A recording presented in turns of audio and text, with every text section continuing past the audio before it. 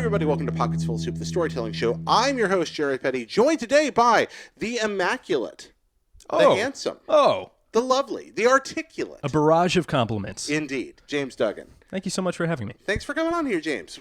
You have an interesting job, James. What do you do for a living? So I'm an editorial producer at IGN, and that kind of is almost a key to the city in the sense that I do a little bit of everything. Yeah. I write my own scripts, I do VO, I do my own capture, I edit, I publish, I come up with headlines, I think about strategy. It's really, in my opinion, maybe the coolest job at that place. And something that I specifically targeted as soon as I started working there. I went to Destin Legary, who had my title before me, on my first day, and I was like, hey, how do I get your job? And he was like, you know, you just started working here, right? Calm down. Well, he is kind of an angry Canadian, so that works, yeah. If he's making fun of you, it means he likes you. Exactly. I want to have him on here one day. I really do. You should? Yeah. I'm sure he has a story to tell. Yeah, I'd like that very much. So, but you, James, are here today. We are live. You may recognize this set from another episode we did. Yes. I believe, yeah, people have seen this one before. Yes. But sans Totoro. And now we are here from your apartment to talk about my friend Connor Smith. Connor Smith. So this is a show about, if you haven't watched before, but the people in our lives that we're thankful for. And you're going to talk about Connor. Yes. Now, usually with an episode, I have a little more of an idea where we're going in. James deliberately was like, I kind of want to go in off the cuff on this. Yeah. So let's talk about Connor. I know nothing about Connor up to this point. Who is Connor Smith? So Connor Smith is, I guess the best way that I can articulate it is he was just a formative influence that completely broke my mold when I was about 9 years old, and broadened my horizons to just a plethora of various things, and in a lot of ways shaped who I am today. And he did this without necessarily even trying to. Really? Okay, Yeah. This is fascinating. Is Connor your age? Like, are you guys? Yes. Okay. Connor's a single year older than I am. And when did you guys meet? First grade. First grade. Okay, First grade. so he doesn't actually change your life till you're a little bit older, but Yes. you meet in the first grade. So we meet in the Are you first both grade. in the first grade? Yes, we're both in the first grade. Where is this? Where are you at? And I am living in Connecticut. Connecticut. And I had been moving around my entire life. I had moved from Maine to Maryland to Connecticut. And as a result, I had no friends. From all this moving around. Yes, right. And Despite being articulate and handsome. well, at that point, I was neither. Really? No, I was very introverted. I still am in a sense, but I was very introverted. I was the butt of ridicule. I was, new. Mm-hmm. And that's something that I feel like a lot of people experience when they're younger in middle school and high school. And in a lot of ways, it's actually kind of helpful, which is strange, but that gives you kind of context for how you interact with people, how it may make them feel. So kind of being not on the top of the totem pole at some point in your life, I think is somewhat healthy. Yeah, it can be, but it can also, it's difficult. And that when you are new, when you're there, I mean, yes, it can be an opportunity. It can be like 16 Candles where Molly Ringwald looks at Anthony Michael Hall and says, hey, you may come back next year a completely normal person. You come back to something or you start something anew and things go well. But as a kid who moved in the middle of elementary school, it was awful for me. And I don't know what it was like for you. Yeah, it was tough. There were definitely bullies. There was the usual kind of stuff that I've completely taken in stride and hold no grudges at this point. No grudges at all? No. I think everybody that I grew up with an immensely mature class, all things considered, and I think that everybody kind of came away as a mature person who didn't necessarily hold grudges towards one another, and that's certainly a privilege. But what really helped me stand up for myself and also kind of explore the things that I would become kind of get into in my life was this friend of mine. Now, is Connor from the town you'd moved to? Yes, Connor is from a town called Madison, Connecticut. Madison, tell us, for people that have never journeyed to Madison, Connecticut. For all 7 of you that have never been to Connecticut, if Connecticut were a food, what food would Connecticut be? Smelly cheese. Smelly cheese. Yes. Connecticut it would be smelly cheese, and then it would be a really thick, hearty American hamburger if you go into the more rural areas. Okay. But Madison, Connecticut is it's a beach town. It's wealthy. It's a little bit repressed. And in the 90s, I think it was almost like kind of that Seventh Heaven, Dawson's Creek town where all of the kids wanted nothing to do with what their parents wanted them to, Did anyone want to wait for their lives to be over? I don't know. Okay. But it was a beach town, and I ended up moving away from it to, so again, I moved again. Yeah. And my parents really tried not to move me after I got to middle school. Okay. I'm sorry, I was fourth grade? Yeah, fourth grade. I moved away, and so I moved away from Connor.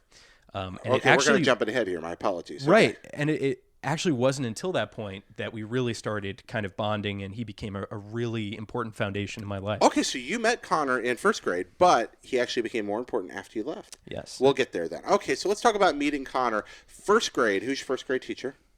No idea. I No- can't no- remember the names. I cannot remember the names of my third grade teacher. I think the first names I can remember are That's like interesting. my freshman year chorus teacher who I had for 4 years named Mrs. Webster. So you don't remember any of wonderful. your teachers' names till high school? No. Wow, that's fascinating. Yeah, I just don't. I could not recall. Huh, that's really interesting. And my first grade teacher was Mrs. Purvis. She's the only Purvis I've ever met.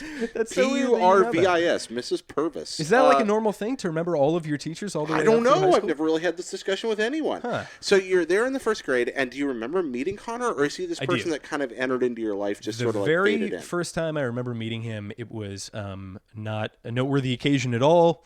I just remember thinking, wow, that kid's really like cool or looks like a lot of fun to hang out with. It was first grade, so there wasn't necessarily a social hierarchy at that point, but you could tell like who was fun and who was funny and who was a troublemaker, and that was him. That was him in a nutshell, Okay, even at that age, even at like 6. especially at that age. Okay, how so? Yeah. Tell me about Connor. What's he like? So Connor, at that time, Yeah.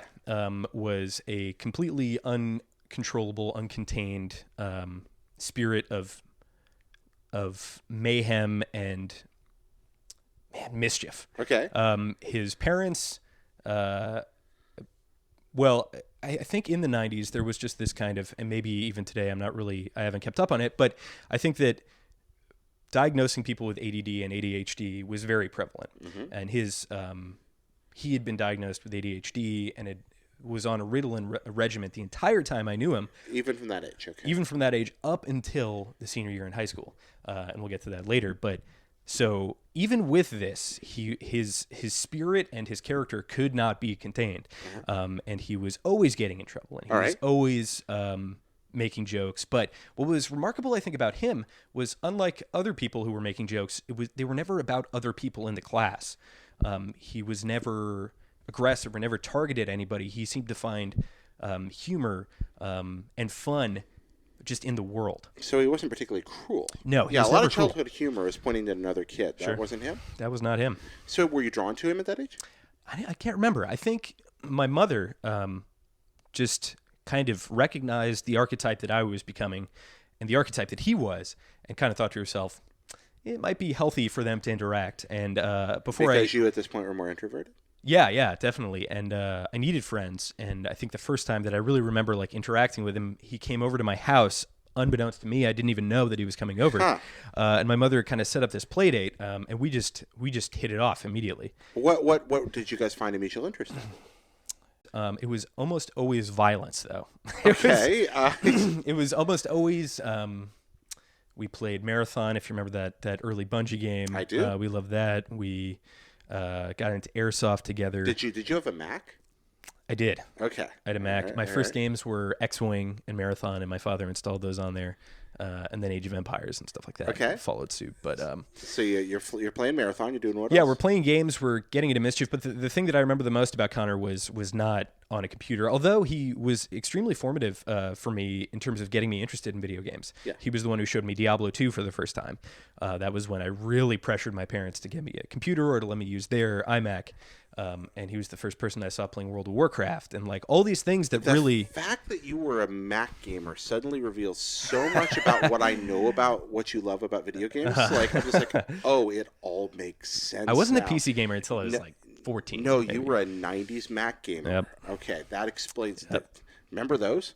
Yeah. Wow. Yeah. Goodness. All right. So moving on. Sure. You and Connor. So you bonded. Did you become close friends at that time? Definitely. And what was weird about it for me was that it was one of those scenarios where I was like, why is this guy hanging out with me? Okay. Did you ever ask him? He would come over, not until we were much, much older, but he would come over and he just seemed so cool. He was classically just handsome. Even at like, I could just, when you're that age and you have a sense of who is going to be attractive, and when boys start talking to girls, and that was another huge part of our relationship, as we ended up going to summer camp together and kind of had that like, that just like kind of quintessential summer camp the boys' tribe meeting the girls' tribe and like running off away from our counselors and having an adventure together. And he was always the biggest proponent of that, and girls were always interested in him. Okay. He was like, he just had a six pack from the time he was like 12. I remember going swimming at this camp, and everybody's like, I don't even know what, maybe fourth grade, fifth grade, whatever. Everybody has their weird kid bodies. I look like a beanstalk that is like barely able to keep himself upright. And meanwhile, Connor like rips his shirt off and he looks like a mini Arnold Schwarzenegger. And he had these like biceps that were just like, even to this day, even with all the lifting I've done and all the amount of protein I've had, like, I don't know, he was just... I'm flashing to that episode of Family Guy where Stewie's imagining being at the beach and yes. the teddy bear is all ripped. Yes, like, that's it was pretty much like that. Very, very funny. So you guys went to camp, you had shenanigans and hijinks. Can you give me a story about something fun you two did together somewhere? Sure. All right. This is a series of stories about mischief, of just the top 5 Connor Smith mischief episodes. Shenanigans. That we would get into. And keep in mind, I was always a by the books, follow the rules kind of kid who really avoided getting into trouble, was terrified at the idea of being in trouble. But you were his friend, so you were right there in the periphery. But I was his friend, and man, he just dragged me through the mud with all the stuff that he did, and I am so thankful for it. So what kind of stuff? Okay, so I came over one night. We were maybe about 15, so we were sophomore in high school, and that was at the peak of his rebellious age against his parents. And I walk in, and he's filling a one of those like things that you spray either pesticides or water on plants. So it's basically like this big tank connected to a hose, and it sprays out water. But he was filling it with gasoline, of course. Okay.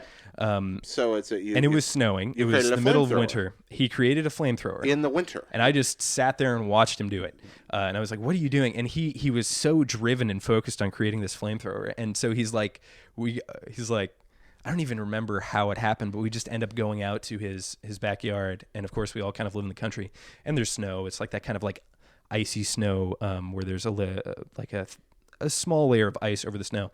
And he just like douses the lawn and then just lights it on fire. He douses the snowy lawn. And lights it on fire. There was another time that we... Well, I'm sorry. I'd like to go back before we move ahead from that. Sure. First, did you ever say this is a good way to die? No, because I didn't think to at that point. Okay. Second, this was a test of our boundaries as kids, as to what we could do and still be safe. Because I know 15-year-olds do have a self-preservation instinct, generally speaking. So, second, maybe we were 13. I'm not sure. What does snow look like on fire? Beautiful. Really? Absolutely gorgeous. Don't try it at home. No, don't do this, please. But man, it looks beautiful. It's just, does it melt? Does it? No. It kind of almost glasses a little bit, and the fire is extinguished once you start kicking snow onto it. But I remember, like, it's almost like this very microscopic mountain range that's just has this like kind of bluish tinge to the edge of the flame, and I don't know why I remember that so distinctly. But in his backyard, also because it was snow on fire, and that's not something many of us have ever seen. That's why you remember it. But that's a drop in the bucket of the things that we would get ourselves into, and there were so many of these hijinks, and it really just taught me. In a weird way, it taught me to think objectively about things. And, please expound on that. So basically, we would do things that were extremely mischievous, and my parents, I feel like, had an understanding that it was going on, but his parents hated it. His parents wanted it to stop. Well, let's talk. What was the relationship between he and his parents like? It was strained. I think it's maybe better now, but I think when you have his parents had a large family, and the rest of his family was like very by the books, successful brothers and sisters. Yeah, okay. And going to college, but they were much older than him, and he was just this little hellion. Did you ever talk with Connor about this energy and outlet, to like where it all came from? I mean, introspectively in any way as you were growing up? I'm not sure. I feel like, it was half for fun, but also half out of maybe like not desperation, but maybe a plea for attention in some way. Maybe not, though. Maybe he was just doing it because it was fun. And that was what was so interesting. But like, to move away from the fact that we're doing all this stuff and lighting all these things on fire, Which, by the way, one of my favorite things, like everybody has these childhood stories about how they shot squirrels with BB guns and stuff. He was never interested in hurting life. He was always just creating chaos. But so to back away from that for a second, he was super articulate, super funny, and an incredibly friendly and welcoming individual that would just kind of unite all of these circles and cliques, especially in high school. And we would all just kind of mold together. And as a result, I was able to make friends with other people that I would have, at that point, been too timid to approach. So he was group glue. Yes, Group glue people are rare and wonderful. Yes. Wow. Okay. So he also had that a bit. So you made other friends through Connor. Yeah. And I introduced Connor to other friends. That's really cool. And as we grew up, it was this almost this, if you plotted out kind of our social acceptance on a chart, he started at 10 and I was at 1, and I grew up there. And then towards the end of high school is when he decided that he just didn't want to be taking Ritalin anymore. That just isn't what he wanted to do. That wasn't what he wanted to be for the rest of his life. Did he talk to his parents about that before he came to that decision, or is it something he decided on his own? I don't know. At that point, I feel like that was you take your medicine kind of thing, and he just didn't want to be a part of it, and rightfully so. You should absolutely have a say in taking a regimen of medication that's going to alter the way that you act and feel, and so. But when that does happen,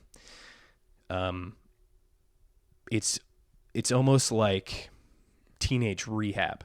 You kind of go into this. Well, he went into this stage for a couple of weeks where he was unbearable to be around.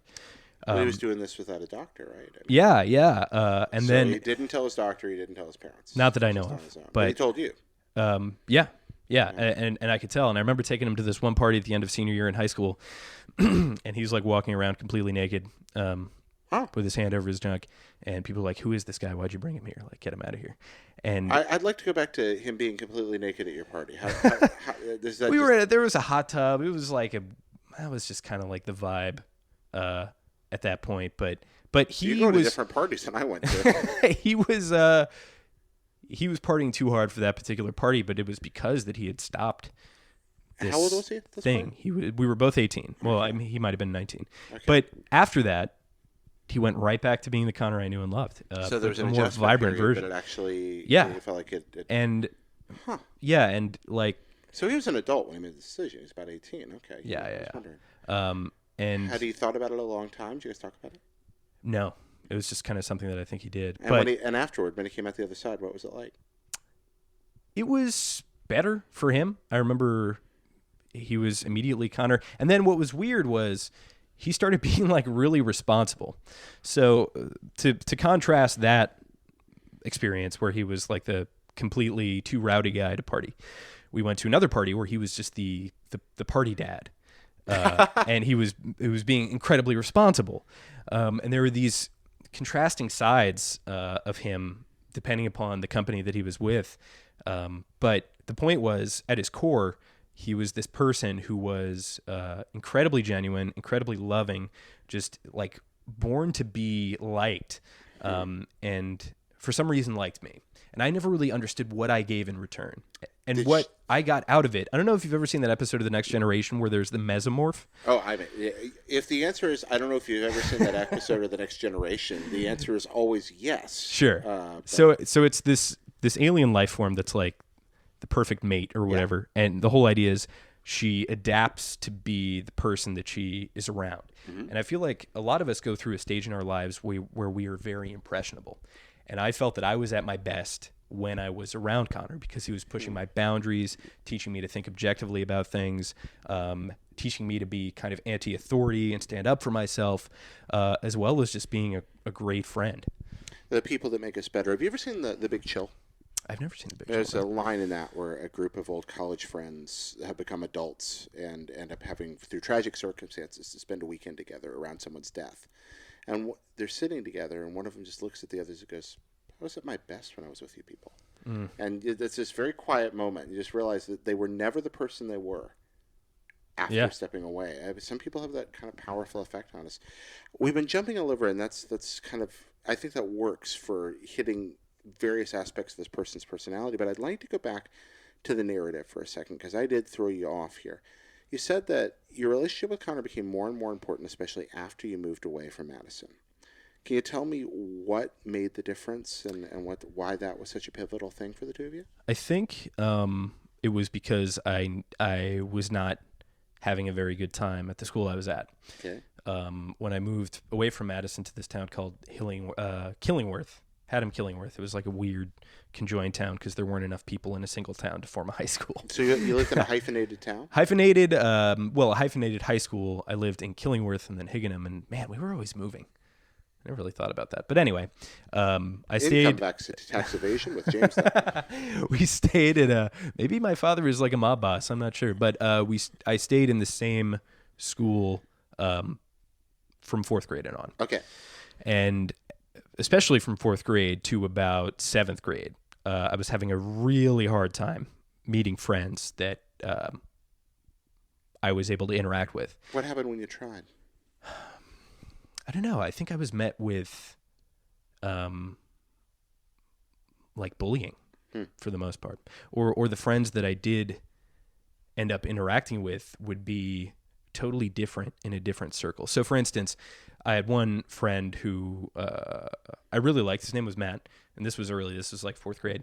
And then he would be really cool when it was just the two of us, or maybe three of us. But then there was this other kid who was really cool named Eric. And as soon as we were all as a group, he would just treat me like dirt. And I was like, what is this? And Connor never did that. He was consistently your friend. He was consistent. And the other thing that's crazy, because I kind of have admitted that to a fault that I also change around people. I always made it a point not to be mean to anybody in a different context, but certainly like my identity alters and shifts depending upon who I was surrounded by at that age. But he was just this true expression of himself all the time, and it was remarkable. Was it proactive on his part? Do you know? Did you guys ever talk about that? No, I don't think he was thinking about it. I just think that was his identity. So you move away. He's gone. How did you keep in touch? I mean, you said you moved in the fourth grade. Oh, it was the next town over. Oh, okay. So it was like a 20-minute drive. I would go over to his house every other weekend. I have this impression. I would sleep there. I forget it's Connecticut. It's like tiny. California. You're 8 hours away. No. Right. Man, don't let that map of California fool you. Like you look at the map of the U.S. and you're like, oh, Los Angeles, San Francisco, they're not so far apart. It's 8 hours. Yeah, it's drive. a real long way. Highway. Yeah, real long time. But you guys are very close, so you're still seeing each other, just not at school. But school, when you're a kid, is the universe. I mean, that's that's the hub of activity. Like going to see somebody that next town over, that's still a big deal when you have no driving ability. Sure. When you got to high school and you could drive, did that affect your relationship at all? Was it easier to see each other? Yeah. We hung out a lot.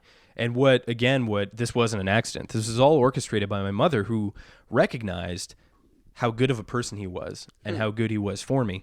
And in basically fourth grade, like the whole school year, we would see each other every other weekend or whatever. But then in the summer, we were all enrolled in this camp, which is called Camp Deer Lake Day Camp, something like that. Camp Deer Lake Day Camp. Wonderful experience. Really kind of blossomed. Was able to teach me a lot about social interaction, and I just kind of like was able to be surrounded by people when normally I would prefer to be playing like Diablo or something like that. And easier not to hide. Then. Right. And I remember going for one like block, which was 2 weeks, and I was like, man, this is miserable. I don't want to be here. And then the first day of the next like block, Connor was there. I was like, what? How did you, because these were two universes interacting. I was like, how could he be here? And in reality, it was like 10 minutes away from his house. But that was something that both his parents and my parents orchestrated. No kidding. Okay, yeah. So his parents thought it was good for him to know you too because you were more subdued, and they kind of wanted him to calm down. Yeah, maybe I was the element of order. And he was chaos and I was pure order, and we kind of balanced each other out. Okay. I'm imagining you now as the two heads of Janus or something. Yes, but he was certainly the more interesting one. And it was all just kind of me following him around, and he never led me astray. And then you moved away. Well, that was after we had moved away. Yeah, no, I mean, and then you moved away. Oh, yeah. So you're... Well, he moved away. He moved to Boston. He went first. Okay, so high school ends. High school ends. You're in Connecticut. Yes. And here we are in Connecticut, and you both decide you're going off to do different things, I assume? Yeah, he's going to college, I believe at UMass. He jumped between a couple different colleges. And you went where? I went to Eastern Connecticut State University, and college didn't work out for either of us. Okay. I had kind of turned into the person that I was going to be for the rest of my life. And I realized that I just didn't have time to do high school over again. I got to college. I moved in with these 7 other guys in this like basically frat house, and it was great. They were awesome. They were amazing. They took me under their wing. They were all like 25 or something at that point. We all ended up playing rugby. But man, the classes were awful. The classes were Egyptian history, and the teacher was sitting there. Can I swear on the show? Of course. Oh, the teacher was like, you should give a shit about Egyptian history. And I was like, I give 0 fucks. I don't want to be here. Why I signed were you up in an Egyptian history class? I don't know. I signed up for video communications, and I was working jobs to pay for that. My parents were paying for that. And I'm like, what is this? I knew Are you sure what you're I just wanted not to do. really bad at registration? No, it was like, you need to take it. It was like that or like calculus. And I was like, I don't want to do either of those. I'm never going to use that. I respect Egyptian history and the Book of the Dead and, all the various. Well, Egyptian history, it's among the world's original written history. I know, it's super interesting. Fantastic. And I would watch many a documentary on it, but I'm not going to take a course on it when I'm trying to achieve something. Yeah, and you better watch out on the Egyptian. It's the 8-year theological studies major, ancient Near Eastern stuff sitting over here. It's there like, you go. Wait a minute. But here. I just knew from. You better stay away from Sumeria. Okay. All right. You leave that alone. You're fool with Egypt. Fine. You stay away from Sumeria. Yeah. You decided this is not giving me what I want. I knew what I wanted to do. So how long were you there? A year. Okay. And I dropped out. And you dropped out. And then he goes to UMass, bounces somewhere else. But Yes. Same experience or different reasons? Different reasons. I think that's where the story gets a little bit real and a little bit. He's been bounced. He wanted to be an EMT for some time. Well, you know what? Why don't we do this? Since this is where the story Sure. gets narrate it here, if you don't mind. Just Sure. tell the story. Yeah. So the story is, I'm at Eastern Connecticut. He's at UMass. We see each other maybe 2 to 3 times in that year or something because we're just in different worlds. And this is where we kind of branch and our story deviates. And up until this point, from the first grade, we had been kind of connected at the hip going through. And he was just this force that I had completely surrendered myself to the fact that this guy was going to be my best friend for the rest of my life. We had shared so much together and grew so much, and he had introduced me to so many new things like cigars and the pot and like going to like camp and like all this crazy stuff. Girls weren't talking to me. They were talking to him. And then when I made a funny quip, they were like, "Oh, who are you?" And that's how I got my first girlfriend or one of my first date, and it was all through him. And so he had been so formative, and now we don't really know what. Well, I know exactly what I want to do. I'm not sure knew because he really likes doing different things frequently. Yep. He really likes being outside. He's a very physical person, and so it's really kind of difficult to advise somebody. In terms of a career, where do you go from there? Yeah, it's an awful age to be a generalist. This is a terrible time to have lots of interests. Yes. In human history, there have been a lot of times when somebody with different interests could thrive. This is a rough era. It's super for rough. people that look at the world that way. And I'm one of those people. I've had 7 careers. And I just knew. I knew that I wanted to be in the gaming industry. I had been a gamer since the time I was 12, maybe. I got an N64, but even before then with the Mac gaming. And I just knew I was so passionate about it and realized I could make a career out of something. Yeah. At that age, I think you think, well, okay, I'm going to be a history major because it's boring and that must equate to a steady job. No.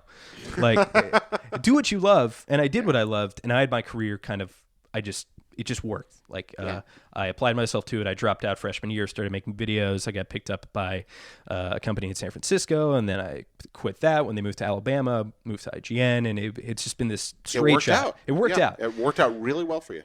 Meanwhile, Connor was getting EMT certification, and that's just a really difficult industry to get into. And now he's an arborist, and he's kind of found an arborist. Yes. Whoa! Yeah. So he's got. That's rad. He loves being outside. And I think I've been trying so hard to get him to move to California. Yeah. Because he is just like the epitome of California. No, you scared me when you said that he went through a little time that like things branched. Like you went off following one thing. I was scared to death this was going to end in sadness and tragedy. No, far okay, from it. good. But he certainly had, I think, a bumpier road. I wasn't there the entire time, so I can't say. But he's working restaurant jobs to pay for rent. Classic early 20s stuff. Yeah. And I remember specifically like the last time that we really hung out. I was going to, hilariously, I'd met this girl playing like Left 4 Dead and was going to go meet her in Montreal, Quebec, Canada. But the day before I did that, I made a stop in Boston, and he was living with his girlfriend. And we had, we just went all over the town. Three of us had dinner. I crashed at his apartment. We listened to Slipknot, and I woke up and it was just this orange sunrise. And that was, I've seen him since then, but that was the last time that I really remember genuinely interacting with him. And that was in 2009. So that was 8 years ago. 8 years ago. So, all right, isn't it strange? You grew up with this person. You met him literally in the first grade, in the most formative moments of your life. Inseparable. High school ends. What the heck happens to us, James? We grew up. And the context, it's crazy. Like, you don't really understand the cliches behind time flies, where did all the time go, until you realize that, like, you have these things that you're dealing with day to day, whether it's your job, your friends, your health, your fitness, whatever. They're occupying your time. Yeah. And then you stop and think and get like a notification from Facebook. The only thing that Facebook is good for is reminding you of these people in your life that are so incredibly important.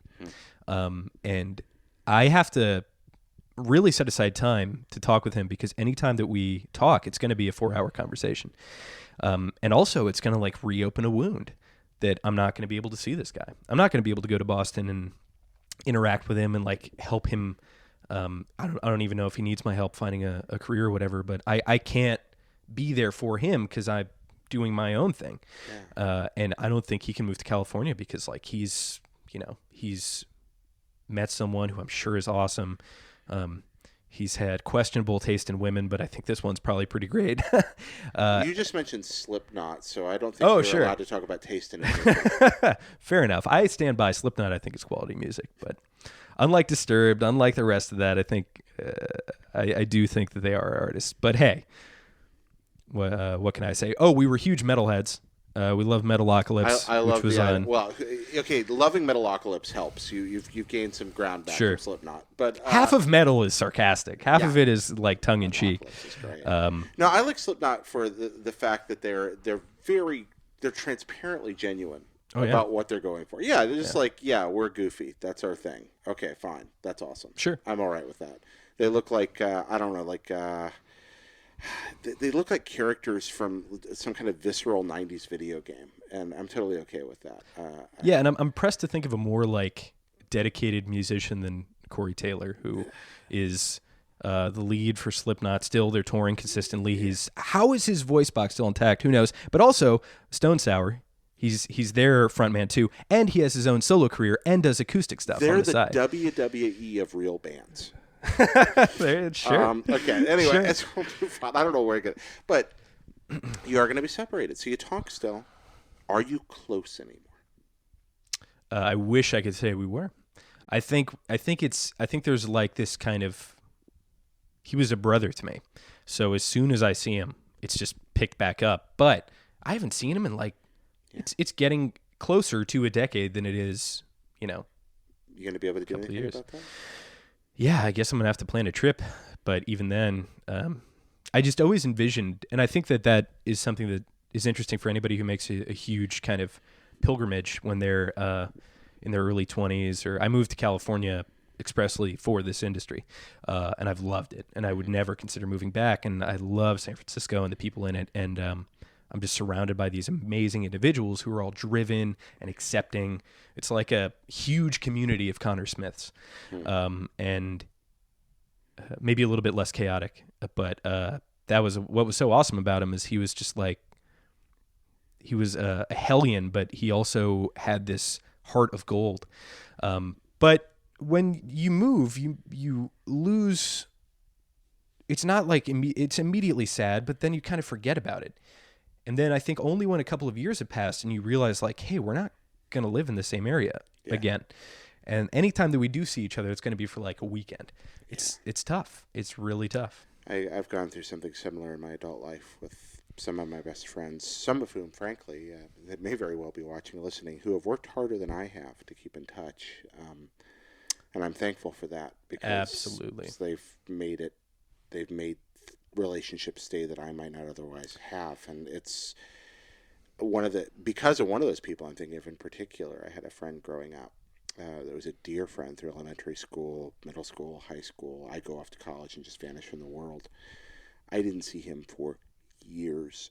I ran into him in the middle of the night in a castle in Japan. Wow. And that rekindling has been one of the most valuable and wonderful events of my adult life because I've That was not planned. rediscovered this true friend. Wow. I'm living there and I get just this call out of the blue. Like, I think he got my number from my parents. He's like, I'm in Japan. And this is a guy I literally haven't talked to in years. And he's like, can we meet? And it was amazing. And it was extraordinary. So anyway, I didn't mean to.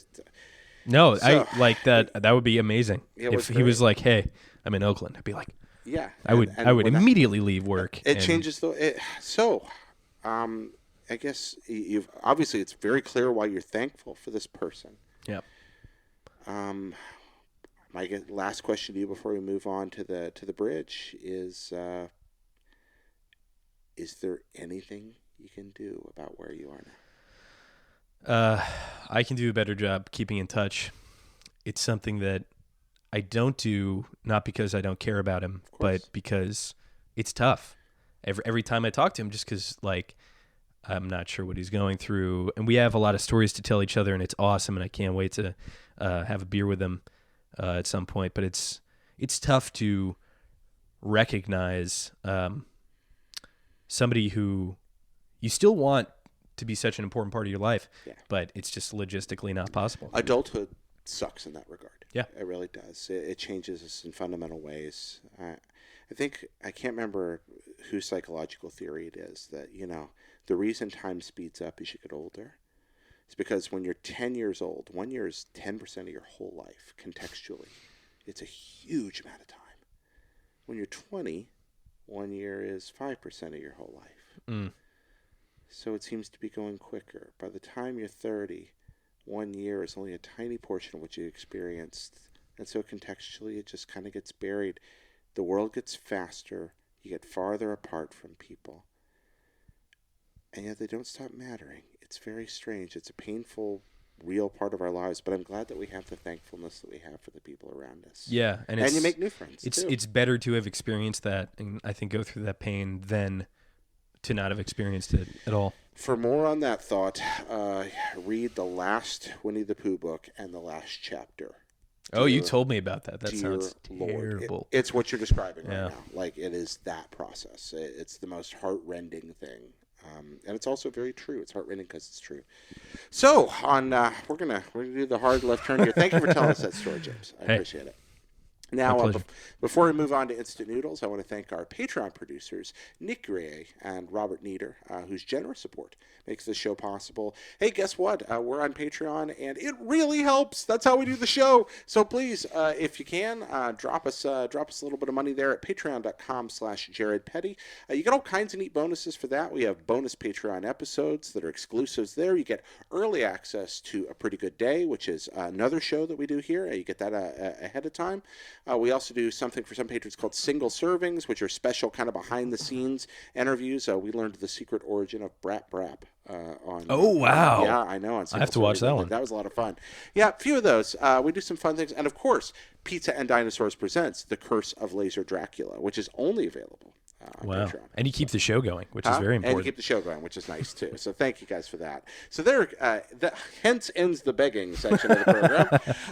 If you want to mail us stories about people you're thankful for, mail at pocketsfullofsoup.com. That's mail at pocketsfullofsoup.com. Now, are you ready for Instant Noodles? Sure. Are you ready for the Ross Galerian lightning round? Please. All right, let's get right in there into your brain. First off, the community submitted question that I love more than any other. What is best sandwich? Oh, that's easy. Oh. It is. There's artichokes in it. It's a really complicated sandwich, but there's artichokes in it. There's some kind of vinaigrette on it, and then your choice of protein. Really? That's Yes. it? Yes. So vinaigrette, artichokes, and protein. And then whatever you want. Yeah. Your choice of protein, like, can it be like that weird protein paste from Firefly? Sure. I don't think it would matter. I think the core of the sandwich is the artichokes and the vinaigrette, and it kind of seeps into the bread and makes the bread. My problem with sandwiches is the bread is always such a huge part of the sandwich. I want it to be a lesser part and be enjoying the stuff in between, and the vinaigrette helps with that. So you didn't even mention the bread. Like, you don't care what bread it is? That's probably sourdough. It's probably sourdough? I don't think it would work with wheat. Okay, so it's the sourdough. All right, so that is best sandwich. Thank you for that. What's your favorite word? Conviction. Okay, ooh, nice one. What's the best song written in the last 100 years? Oh my God. Yeah. Okay. Yeah, you gotta. That's we put you on the spot here. Gotta commit. Hey Joe, Jimi Hendrix. All right. Ooh, nice pick. Thank you. Okay, there we go. If you could travel through time, meet any one person, who would it be? I would meet a young Arnold Schwarzenegger. Okay, what would you talk with Arnold about, young Arnold? His aspirations and how he's going to accomplish them. Would you tell him? Would you spoil it for him? No. No, you wouldn't let him know if he pulled it off. No, I'd be very not pessimistic, but because like one day you, sir, will be. I just don't get it. I just don't get how he did all the things that he did. Yeah, I mean, I could a very close second would be talking with current Arnold Schwarzenegger, and there's a lot of great interviews about how he accomplished all the things. Man, everything that guy set his mind to, and the fact that he's like a running joke because of the way he talks, whatever. But you can't deny all of the things that he's done with his life and how amazing Arnold Schwarzenegger is. His success and the way that he succeeded is extraordinary. I'm often struck by the fact that Arnold Schwarzenegger is one of the few American politicians who's been successful that's been allowed to or has found a way to exist at a crossroads of different political ideas. I know. Like, he is not a cartoonish stereotype of one-sidedness. He really does have a nuanced perspective. I don't always agree with him, but he has different ideas that would be considered conflicting in terms of party lines, and he seems to be able to make that work within a person. Imagine that, being different. Weird. I know, pretty cool there. What's your favorite flavor of ice cream? A Rocky Road chocolate. Ooh, Rocky Road? But like a deep chocolate, like a nice, a very kind of thick, like it takes effort to get through all of the ice cream. What's the best movie you saw last year? The Babadook, even though it didn't come out last year. That's still the best one you saw last year. God, it was fantastic. Right. Yeah, I love that movie. Are your feet on Footopedia? WikiFeet? Did I say Footopedia? Footopedia? Is that an alternative WikiFeet? No, actually, that's but the they could be. That's the wiki for the Foot. Here they are. I can't believe I said Footopedia. So okay, could be. So this is for WikiFeet right here. Yeah, and what's weird is my my left pinky toe doesn't bend because I broke it and it never properly reset. There you go. So this is our WikiFeet opportunity here. Yeah, I could be a 1 out of 5 on WikiFeet. You could. I could have the worst feet rating. My feet are at least disgusting. Get 2. I don't think the Flintstones get 1. Yeah, fair enough. Okay, so there's that. What was your first? Pardon me.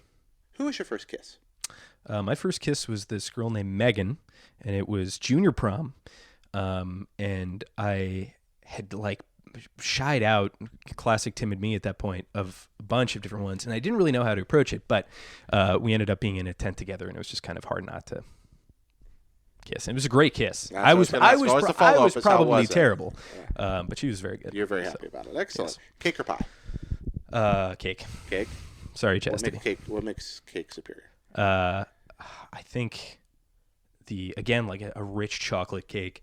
And it has to be a very rare indulgence. Otherwise, if you go to Safeway and get the $5 chocolate cake every night, it becomes a very slippery, or every week it becomes a very slippery slope. But when I do have it, it's again this very thick consistency that's just like this delectable kind of moist goodness. As where pie is like, it's great, it's refreshing, and like a nice fruit pie. Yeah.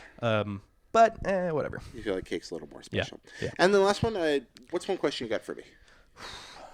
Question I have for you. Yeah. And you don't have to have one at all. Is Always throw this in. if you could remake any film, Oh, wow. any film, and do it proper justice, which one would you do, and what would you change? Oh, I know what I do. Easy. Disney's The Black Hole.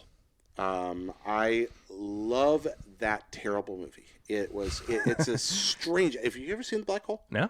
Black Hole is a live action movie that was made. It's kind of like late 70s, early 80s ish era. It is this bad special effect sci-fi film set in this very original production design, this beautiful like glass laden ship hovering at the edge of a black hole with this like crazy Captain Nemo kind of maybe I character have on it. seen that. Yeah, most of the actors in it are not particularly great in that film, even though some of them are very good actors. And the writing's not great, and the pacing's awful, and there's these two really cool kind of neat good guy robots, and then the scariest robot in the history of cinema is the evil robot in that, Maximilian. Can you describe what makes him terrifying? Well, one, he's silent. Maximilian makes no sound. He's an 8-foot tall robot. He's red, deep red, crimson colored, with a single red slit going through. But he doesn't walk. He only hovers. He has limbs that look like they were designed for industrial purposes, but all look like something you would just skewer yourself on. And he has more than 4 of them that kind of stretch out there. Is he meant to be a helpful robot in the film? He was originally, you get the idea, designed to be kind of like the head robot on the station, but as the movie goes on, you realize that Maximilian's kind of, even though he never speaks, he's actually in charge of everything. And he never touches the ground, he never makes a noise, and he's pure murder. But he's not like, ha ha ha, I'm homicidal. He is calculating. He's just evil. Wow. Sounds like I need to watch this movie. Soulless and evil. He's a robot so bad that at the end of the movie, he goes to hell. Oh, wow. Yeah. Like from Futurama, right? Yeah, exactly. So I really love Maximilian, but The Black Hole is a bad movie. It's not a lot of fun to watch, and it is full of great ideas that could easily be re-edited and recut and refilmed into a science fiction classic.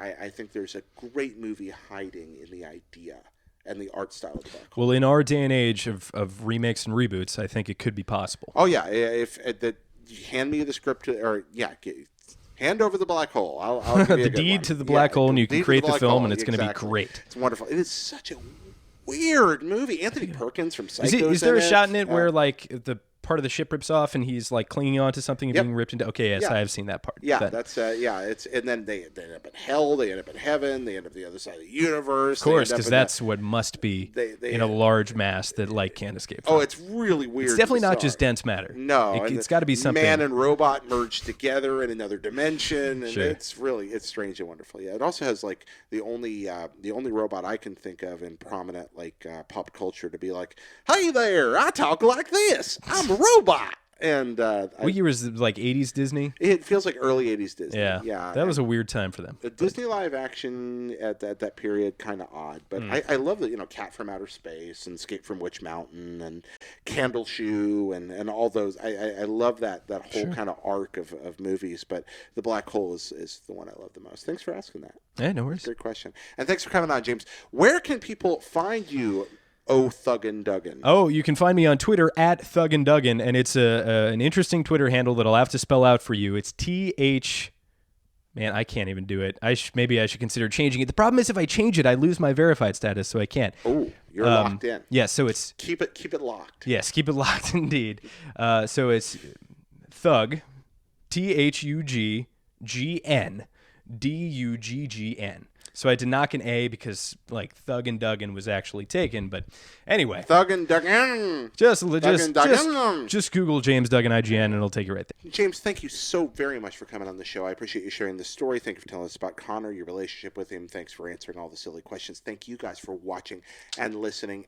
Every week, it makes a huge difference. I hope to join us next time. In the meantime, hey, come over to the Facebook group. It's free, and there's some nice folks there, and we do fun things over there as well. So, bye-bye.